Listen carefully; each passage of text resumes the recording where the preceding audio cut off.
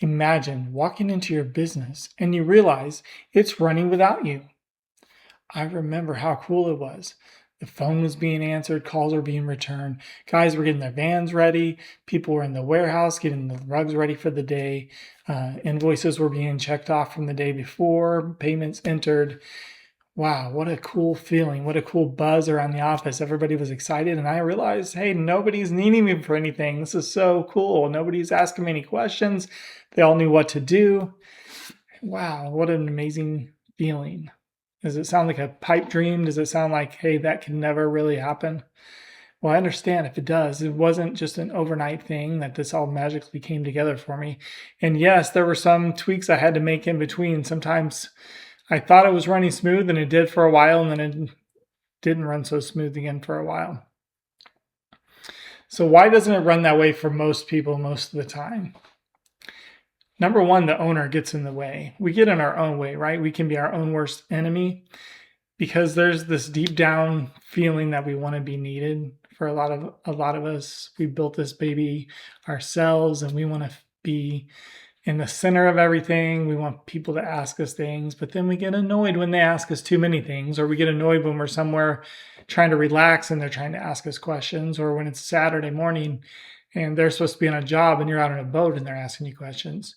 So we get in our own way and we kind of self-sabotage a lot of this progress from happening because we constantly keep jumping in and get in where we're really not wanted always and where we're not needed because we want to make ourselves needed. Another thing we do, the second thing, is we don't have a leadership structure. So people don't know where to go when you're gone. They don't know who to ask besides you. So if they do have a question or if something does need escalated, there's no structure there. Or maybe there's no structure of, hey, what do I do first thing in the morning? And we say, well, you're getting paid. You should just figure it out. You've been here long enough. You should just figure it out. Well, that's not reality. That's not the way that things work. If you've had a business very long, you realize that most of the time they don't just figure it out. And if you really want some kind of leadership in place to guide them when you're not there. The third reason that it doesn't happen for most businesses is there's no systems. I mean, there's always systems, but there's no written systems, because if you don't have a system, the employees have probably created their own system, and it's probably not one that you're going to like if you really know the truth about it.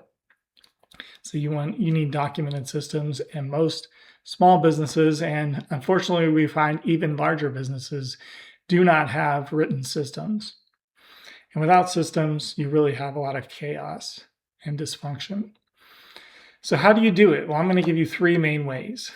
Number one, we're going to talk about having clear roles in your company. Two, having documented systems.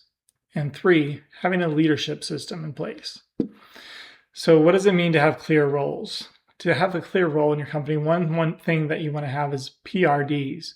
If you Google it, you're going to get different results, but what we referred to as PRDs were position results descriptions. So what it was were, these are the results that we expect that position to get. And here's the description. And then within that, we would also have a manual describing the procedures for how to do so. Another thing that you want to have in place if you really want to get your systems in place is an org chart. Now, an org chart, you've all seen it. It looks like a big family tree. It shows the leadership structure, and you also want to have it broken out by position. So you want to have your company divided up. We had ours in sales, marketing, administration, operations. And so each of these different categories had a leader, a manager, technicians, and then if there were a lot of people in that department, we didn't want more than 7 or 8 people under each person, so we would even have that divided further. Now, what that leadership structure does, when you have that in place, this org chart helps you when you're not there. They know, and even when you are there, they love looking at that org chart and seeing, how do I move up in the company? It really motivates people, and you're going to have people stay longer and try to achieve more and really help out a lot around the company a lot more. The next thing you need in place to be able to step away from your business is to have accountability. Everyone is going to need some type of accountability, because if nobody ever checks in on them, even the best employees can start to waver. All of us, it's just natural. I have accountability partners for myself, people that I check in with to make sure that I stay on track. So why wouldn't your managers need that? Why wouldn't your technicians need that? Everybody in your company needs to be accountable to somebody, and that includes you. So you need to have accountability in place for each position. Now, the second way you do that, after you've established clear roles, is by having documented systems. Now, you want to have written systems in place for each. You want to start with the major things, or maybe you want to start with some little things just to get the hang of how to write systems, how much they free you up, how easy your time goes without you when you have written systems. If people are continually asking you the same thing, then you don't have a good system in place for that.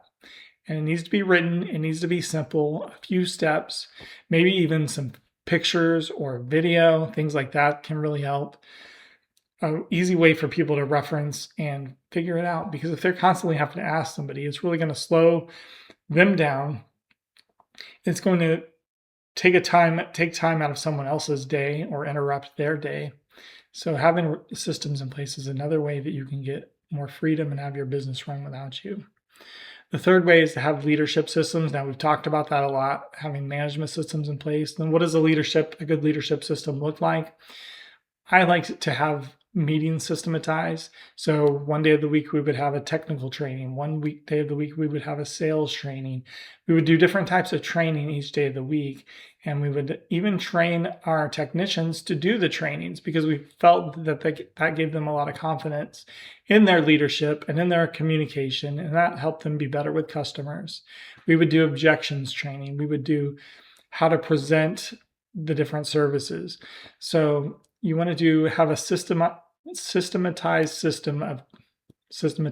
You want to have a system to train your technicians, to train your managers. You'd have a leadership training system. You have meetings. You also want to be tracking numbers. You want to delegate and teach how to do that. So you get a report every week that shows you the numbers that you want to be on top of. And so at first, you're the one making the adjustments when those numbers aren't looking right. And next, you're teaching your management what to look for so they can make adjustments when the numbers aren't looking right. And they can do that in real time. So when you're on vacation, they know how to see, hey, we're overstaffed. We need to send some people home or something like that, just to make sure that things stay on track. And again, that's not all going to happen overnight. This is a process. And your systems aren't going to be perfect at first, and that's okay. Make the systems badly at first if you need to, and just adjust them, because you're going to want to tweak some things. You're going to say, that didn't quite work how I wanted it, or they're not really understanding what I'm saying in the system. And I've even showed it to other people, like, how can I simplify this, because it doesn't seem like they're getting it. So those three things: how do you do it? How do you step away and have things running without you? And how do you get that amazing feeling? You want to have clear roles, documented systems, and leadership systems in place. This is how you go from a business that runs your life to a business that you actually run and that works for you. So how do you do all this? How do you even get started? Well, beyond these tips, and we've got tons of tips on our YouTube channel here, and you're free to look at all those, and we've got a wealth of information there. But if you want to get more involved, I want to invite you to a webinar that's coming up, and it's going to explain the 5 secrets of every phenomenal business, and it's going to break down how you implement these first few steps so you too can have a turnkey business.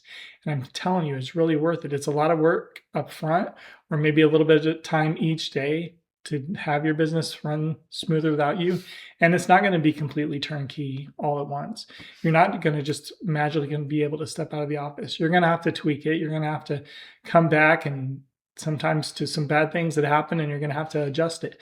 But I'm telling you, the work is worth it. I'm telling you, once you can get this thing running smooth, even if you don't want to be gone for weeks at a time, if you just want to take a couple days off and go fishing during the week, or you want to go see your daughter's recital in the afternoon, and this thing is running smooth, and you don't have to worry about it. Do you know how much easier it is to step out of your office? Do you know how many times we go on vacation and we can instantly identify other small business owners? Why? Because they're on their phone, they're texting, they're calling, they're doing something, and they look stressed out even on a vacation. We used to be so happy when we would take cruises that didn't have cell phone and Wi-Fi back in the day, because it was the only time we could really escape. We had a legitimate reason. Hey, you can't get a hold of us. And now it's hard to escape even the Wi-Fi. Everybody's got it, even on the ships. So why not teach yourself, and then teach your employees, teach your management, teach your technicians, get these systems in place. And that's what we're here to help you do. So check out the webinar, and then that's a great first step to see how to get involved.